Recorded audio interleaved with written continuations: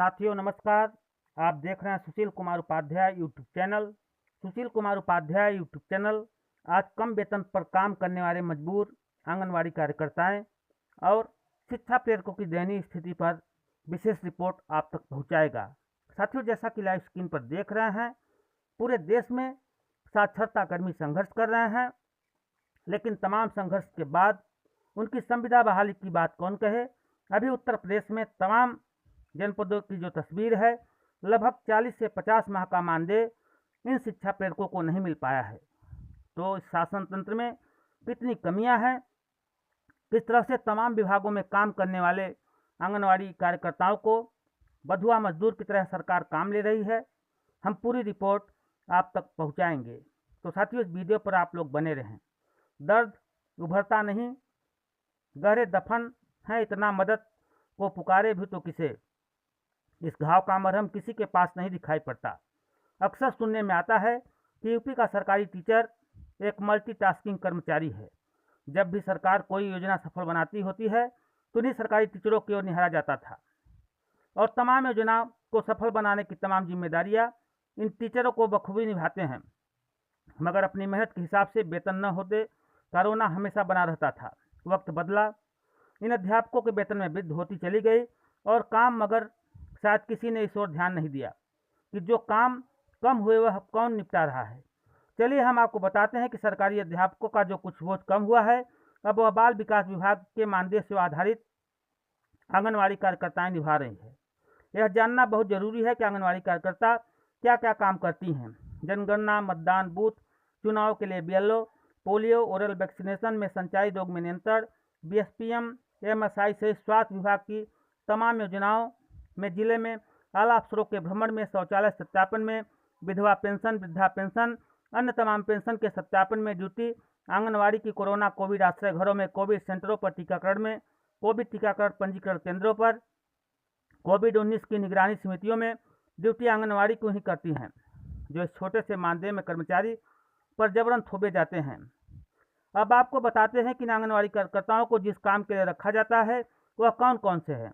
अपने केंद्र को खोलना, केंद्र पर बच्चों को प्रारंभिक शाला पूर्व शिक्षा देना, केंद्र के लाभार्थियों को विभाग योजना अनुसार पोषाहार राशन देना, बच्चों, महिलाओं और किशोरियों को स्वास्थ्य जांच कराना, उनका टीकाकरण कराना, केंद्र के बच्चों के लिए पके पकाए खाने की व्यवस्था करना, समय समय पर आने वाली विभागीय योजनाओं में लाभार्थियों को आच्छादित करना, बच्चों की वृद्धि निगरानी करना, सबसे महत्वपूर्ण काम कुपोषण को दूर करना। इसके अतिरिक्त डिजिटाइजेशन के दौर में हर काम को डिजिटली करते हुए सभी काम का लेखा जोखा मैनुअल और डिजिटल दोनों तरह से तैयार करना। इन सब कामों के बाद इन आंगनवाड़ी का मानदेय जाने आप हतभ्रम हुए बिना नहीं रह पाएंगे। इन कामों के बदले आंगनवाड़ी को महज 4500 मानदेय मिलता है। और हाँ, इतना ही नहीं, राज्य सरकार को इनकी चिंता है कि वह भी इनकी मेहरबानी के रूप में एक विशेष मानदेय देती है, और यह भी विशेष अनुकंपा 1000 रुपये तक आते हैं। दम तोड़ देती हैं। कुल मिलाकर एक कार्यकर्ता का मानदेय हुआ 5500 रुपये। सवाल थोड़ा कटु है, चुभता हुआ है कि आंगनवाड़ी कार्यकर्ताओं को ये सब काम लेने के एवज में क्या ये मानदेय सम्मानजनक है। कितने सरकारें आईं और चली गई। ये आंगनवाड़ी अपने मानदेय को लेकर अक्सर कभी सड़कों पर तो कभी नेताओं मंत्रियों के चौखट पर धरना और आंदोलन करती नजर आई, मगर हासिल क्या हुआ। देखिए पूरी रिपोर्ट, किस तरह से इनकी खबर सरकार नहीं ले रही है। केवल आपकी घंटियों की आवाज से टूटी योगी सरकार की नींद। आंगनबाड़ी कार्यकर्ताओं को अगले हफ्ते मुख्यमंत्री योगी ने बुलाया। मानदेय बढ़ाने समेत हर तरह की दिक्कत दूर करने का वादा किया। आंगनबाड़ी कार्यकर्तियों के समस्या का समाधान करने के लिए अगले सप्ताह ही मैंने उन सबको बुलाया है। हमारी कमेटी अंतिम स्टेज पर चल रही है, कैसे उनके मानदेय की स्थिति को और सुदृढ़ करने की दिशा में क्या कदम उठाए जाने हैं। सीएम योगी आदित्यनाथ ने ये बड़ा ऐलान शामली जिले में कैराना लोकसभा सीट पर उपचुनाव के प्रचार के दौरान किया। करीब 4 लाख आंगनबाड़ी कार्यकर्ताओं की दिक्कतों को दूर करने का भरोसा दिया है। पर कैसे सीएम योगी को अचानक इन आंगनबाड़ी कार्यकर्ताओं के दर्द का एहसास हुआ, ये बताएंगे, लेकिन उससे पहले सीएम योगी का एक और बयान सुनवाते हैं। मैं केवल आपसे कहने के लिए आया हूँ, ये समस्याएं चाहे अधिवक्ता समुदाय की हो या आंगनबाड़ी समुदाय से जुड़े हुए लोगों की, उसका समाधान करने के लिए हमारी सरकार पूरी तरह प्रतिबद्ध है। हम लोग सरकार समस्या का नाम नहीं, हमारे लिए सरकार समस्या के समाधान का नाम है। 8 मई को घंटी बजाओ में यूपी की 4 लाख आंगनबाड़ी कार्यकर्ताओं का दर्द मेरी ही रिपोर्ट में देश ने देखा था। 3 जिलों से पड़ताल कर मैंने बताया था कि किस तरीके से सिर्फ 4,000 रुपयों में 14 तरह की सरकारी योजनाओं को ये आंगनबाड़ी कार्यकर्ता अंजाम दे रही हैं और ये पैसा भी उन्हें वक्त पर नहीं मिल रहा है।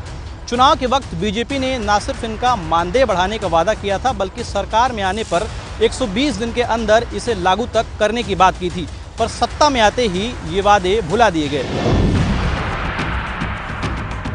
हमारी इस रिपोर्ट पर आपकी घंटियों का ही असर है कि खुद मुख्यमंत्री योगी आदित्यनाथ ने अब आंगनबाड़ी कार्यकर्ताओं को बुलाकर उनके दर्द को दूर करने का वादा किया है। लेकिन इस वादे को भी उपचुनाव होते ही योगी जी भूल तो नहीं जाएंगे, क्योंकि शिक्षा मित्र हो या खेल अनुदेशक या फिर शिक्षा प्रेरक, इनका दर्द भी सरकार तक हमने पहुंचाया।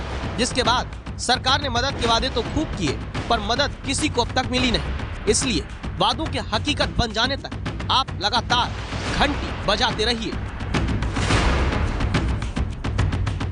ये है